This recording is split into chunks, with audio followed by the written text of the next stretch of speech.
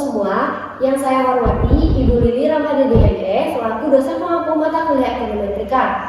Perkenalkan, nama saya Munawar Lestari, mahasiswa program studi perbankan syariah NIM 22304068. Pada video kali ini, saya akan menyajikan tutorial sekaligus menjelaskan bagaimana cara mengolah data cross-section menggunakan analisis regresi linear berganda di program SPSS.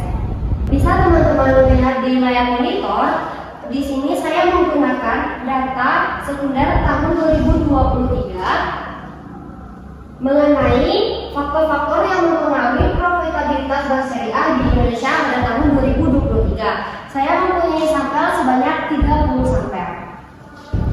Di sini variabel dependen atau variabel yang saya gunakan adalah profitabilitas yang diprovokasikan dengan ROA.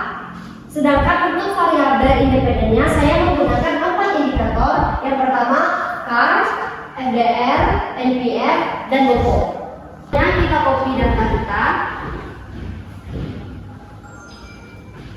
dan langsung masuk ke program SPSS.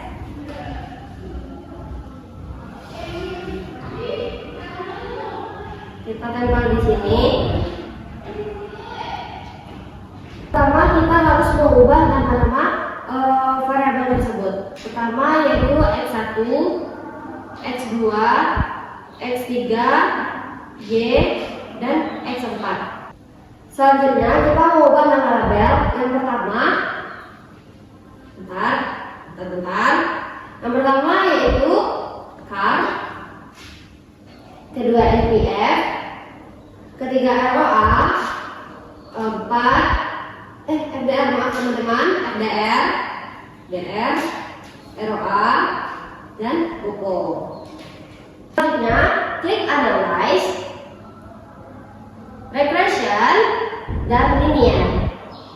Di sini kita mengambil kalau ROA ke dependen dan yang selebihnya di independen. Sebelum kita klik OK, kita harus menguji asumsi klasik terlebih dahulu agar model regresi kita valid. Kita klik tombol statistik dan kita centang connelliarity diagnostics. Uji ini penting untuk data cross-section guna memastikan tidak ada gejala multikolonialitas atau hubungannya yang terlalu kuat antara variabel independen. Setelah itu kita klik continue. Kemudian kita klik tombol plot. Kita masukkan zipred ke kotak X dan simplicit ke kotak Y. Jangan lupa untuk klik normal profitability plot. Gunanya untuk memunculkan grafik secara plot guna mendeteksi apakah ada masalah heteroskedastisitas atau tidak. Dan jangan lupa untuk centang continue. Selanjutnya kita klik OK. Nah, di sini sudah kita lihat hasilnya. Nah, sekarang SPSS sudah mengeluarkan output window. Di sini saya akan menjelaskan cara membaca 3 tabel utama untuk menjawab hipotesis tugas kita ini. Yang pertama, kita menilai kelayakan modal.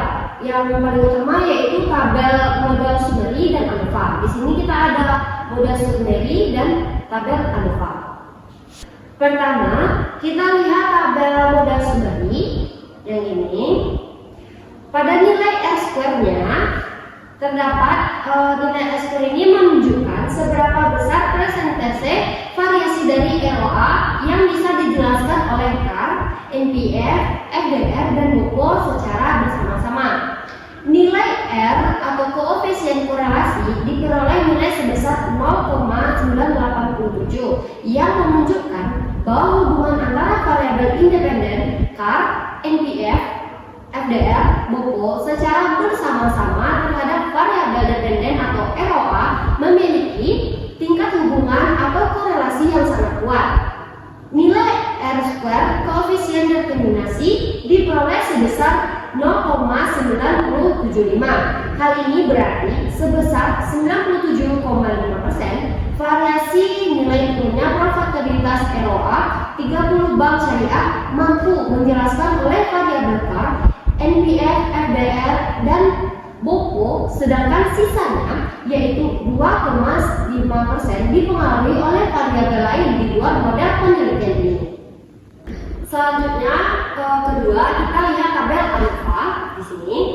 Pada kolom C, signifikan ini adalah uji F atau uji simultan jika nilai signifikannya di bawah 0,05, artinya variabel CAR, NPF, FDR, dan BOPO secara bersama-sama itu simultan berpengaruh signifikan terhadap profitabilitas ROA dan utang syariah. Berdasarkan tabel alfa atau uji F ini, ada dua angka utama yang perlu kita perhatikan untuk menguji pengaruh variabel secara bersama-sama atau simultan.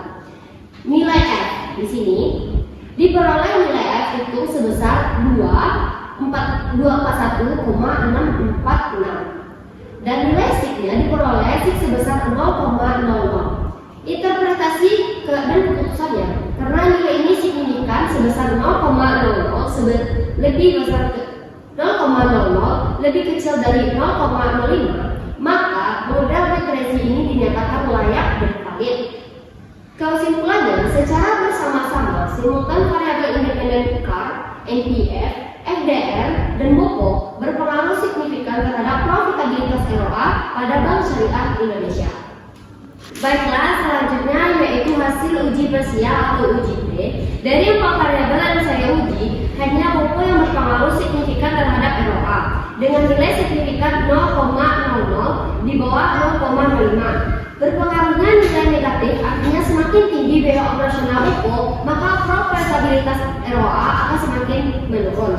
Sementara itu, 3 variabel lainnya, CAR, NPF, FDR, secara statistik tidak berpengaruh signifikan terhadap ROA karena nilai signifikannya di atas 0,005. Bagaimana? Cukup mudah dan praktis, bukan? Mengolah data regresi linier berganda cross section dengan menggunakan SPSS.